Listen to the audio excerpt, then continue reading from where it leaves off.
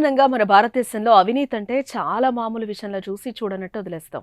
అందులోనూ ఇండియాలో అవినీతి చేస్తే శిక్ష పడేది అంతంత మాత్రమేనని అందరికీ తెలిసిందే.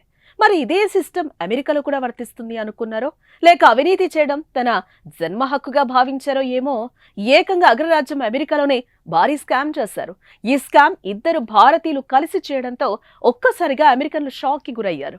అసలు ఎవరి అవినీతికి పాల్పడింది, ఏ రంగంలో అవినీతి చేశారు, దీనికి ఎవరెవరు సహకరించారు, వారిని అమెరికా న్యాయస్థానం ఎలా శిక్షించిందో తెలుసుకుందాం.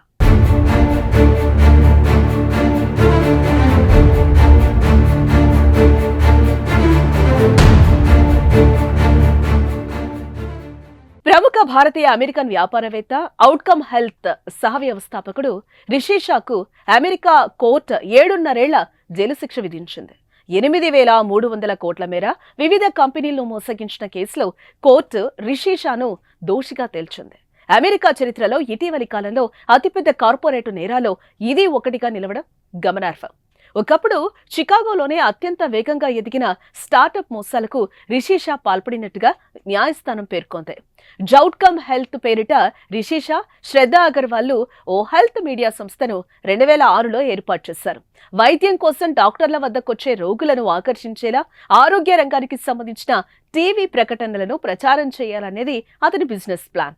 ఇందుకోసం డాక్టర్ల ఆఫీసుల్లో టీవీలను ఏర్పాటు చేయాలనేది ప్రణాళిక. ఈ ఆలోచన నచ్చడంతో శ్రద్ధా అగర్వాల్ అనే మహిళ ఈ సంస్థలో సహభాగస్వామిగా మారింది.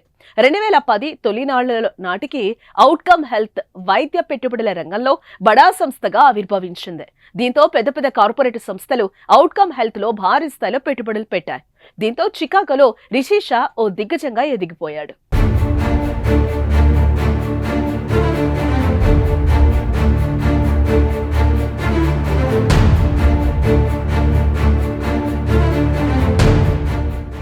ఈ కంపెనీ డాక్టర్ల వద్ద స్క్రీన్లు, టాబ్లెట్లను ఏర్పాటు చేసి వాటిలో పేషెంట్లను టార్గెట్ గా చేసుకుని వివిధ కంపెనీల మెడికల్ అడ్వర్టైజింగ్ ప్రకటనలు ప్రసారం చేసేది. ఈ సృజనాత్మక ఆలోచనకు అమెరికాలో మంచి స్పందన వచ్చింది.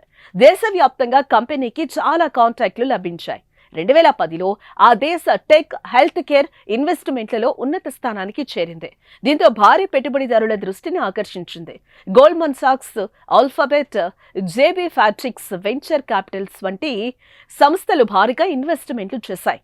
చికాగో కార్పొరేట్ సర్కిల్స్ లో షా అప్పట్లో ఓ స్టార్ అయిపోయాడు. కానీ క్రమంగా వ్యాపారం దెబ్బతినడంతో Shah Agarwal company chief financial officer Brad Purdy పెట్టుబడిదారులను మోసం చేయడం మొదలుపెట్టారు. సంస్థ కార్యకలాపాలు, ఆర్థిక పరిస్థితి గురించి దొంగ లెక్కలను పెట్టుబడిదారులు, క్లయింట్లు, రుణదాతలకు చూపుతూ వారిని తప్పుదోవ పట్టించారు. సంస్థ సామర్థ్యం కన్నా ఎక్కువ వ్యాపారం చేస్తున్నట్లుగా తప్పుడు గణాంకాలు రూపొందించారు.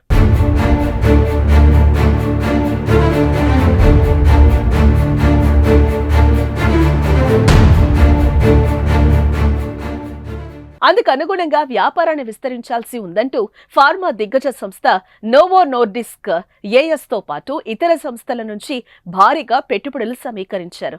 ఇలా పొందిన డబ్బుతో షా విలాసాలకు అలవాటు పడ్డాడు. ప్రైవేట్ జెట్ విమానాలు, పడవల్లో విదేశీ టూర్లకు వెళ్లటం, $10 లక్షల ఇల్లు కొనుక్కోవడం వంటివి చేశాడు. ఈ తప్పుడు లెక్కల ఆధారంగా 2016లో అతని నికర ఆస్తుల విలువ $4 బిలియన్ చేరుకుంది. అయితే కంపెనీ డెలివరీ చేయగలిగే స్థాయి కంటే ఎక్కువగా వాణిజ్య ప్రకటనల ఇన్వెంటరీ విక్రయిస్తున్నట్లుగా తేలింది. ఫార్మా జెయింట్ నోవో నార్డిస్క్ మరికొన్ని కంపెనీలు ఈ అంశాన్ని గుర్తించాయి. మరోవైపు షా విలాసవంతమైన జీవనశైలి ఇన్వెస్టర్లలో అనుమానాలను పెంచింది. అతడు $10 మిలియన్ వెచ్చించి ఇల్లు కొనుగోలు చేశాడు.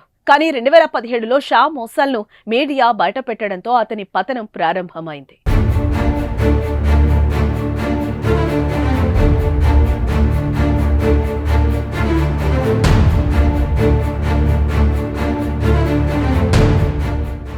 ఈ మొత్తం వ్యవహారంపై వాల్ స్ట్రీట్ జర్నల్ 2017లో కథనం ప్రచురించింది. దీంతో గోల్డ్మన్ సాక్స్, ఆల్ఫాబెట్ లాంటి బడా కార్పొరేట్ సంస్థలు షా అగర్వాల్ పై కోర్టులో కేసులు వేశాయి. $487.5 మిలియన్ ఫండ్ రైజింగ్ ద్వారా వారిద్దరూ $225 మిలియన్ డివిడెండ్ పొందారని, కానీ సంస్థ మాత్రం తీవ్ర నష్టాలు మూటగట్టుకుందని పేర్కొన్నాయి. దీనిపై సుదీర్ఘ విచారణ అనంతరం మనీ లాండరింగ్ సహా మరికొన్ని అభియోగాల కింద షాను 2023 ఏప్రిల్లో కోర్టు దోషిగా తేలిగ్గా తేల్చింది. షాకు 15 ఏళ్ల జైలు శిక్ష, అగర్వాల్, ఫర్డీలకు చెరో 10 ఏళ్లు శిక్ష విధించారని పిటిషనర్లు కోర్టును కోరారు. కానీ కోర్టు మాత్రం అగర్వాల్ కు 3 ఏళ్లు, ఫర్డీకి 2 ఏళ్లు జైలు శిక్ష విధించింది. తాజాగా షాకు 7.5 ఏళ్ల శిక్ష విధిస్తూ తీర్పు చెప్పింది. కోర్టులో తన నేరాన్ని అంగీకరించిన షా అందుకు తాను పశ్చాత్తాపపడుతున్నట్లుగా చెప్పాడు. తప్పుడు పద్ధతులతో పెట్టుబడిదారులను మోసగించినట్లు సిగ్గుపడుతున్నానని పేర్కొన్నాడు.